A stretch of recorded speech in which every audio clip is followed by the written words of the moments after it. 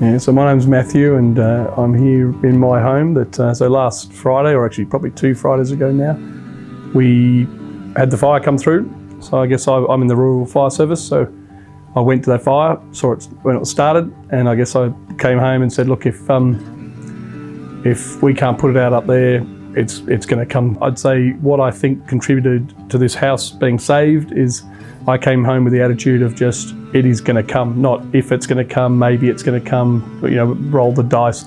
Other really contributing factors were this house was built below the ridgeline. We had pushed the scrub up. We had our 20,000 litres of water with the proper fittings on it, and that makes a difference. Another contributing factor is I had 3 petrol pumps and 1 electric pump running, so 4 pumps running.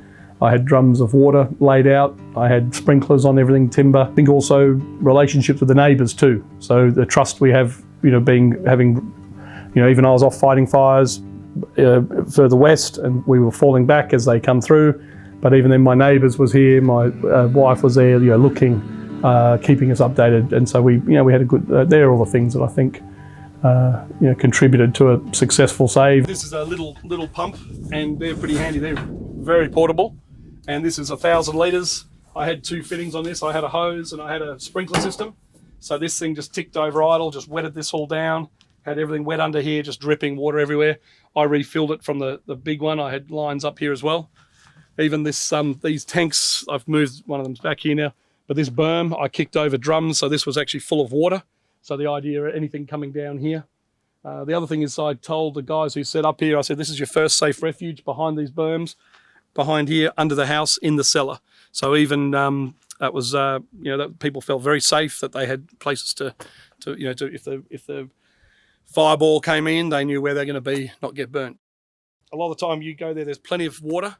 You turn up and there's no fittings or the wrong fitting, or the 100,000 litres of water is plumbed into the house. And I literally have had to leave a house unattended because I need to go and get water. Imagine if the owner knew that if they just had the good fitting, we would have just refilled and stood by their house a bit longer.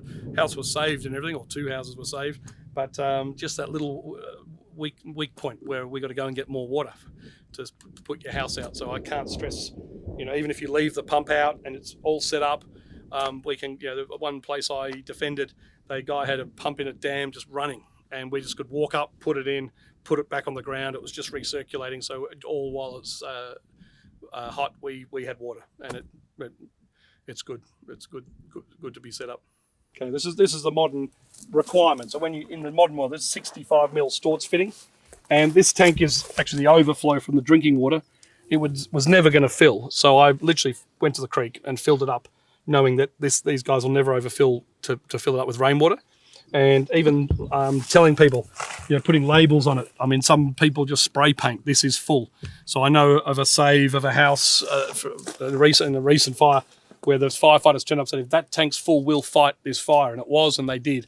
But partly make it easy. I mean, even just have a sign, spray paint it full, ready to go, So, but having these fittings, I even went around a few places, put the signs on the door. This has got water. This is how much water's there. Refuges, turning circles. These are the things that tanker drivers want to know about, And I think so. It's important to talk about these things. Even if you leave all the gear out, so if a tanker crew turns up and they're low on water, but you've just got pumps just there, they know how to start them. They'll start spraying your water on your house for you, even if you're evacuated. So.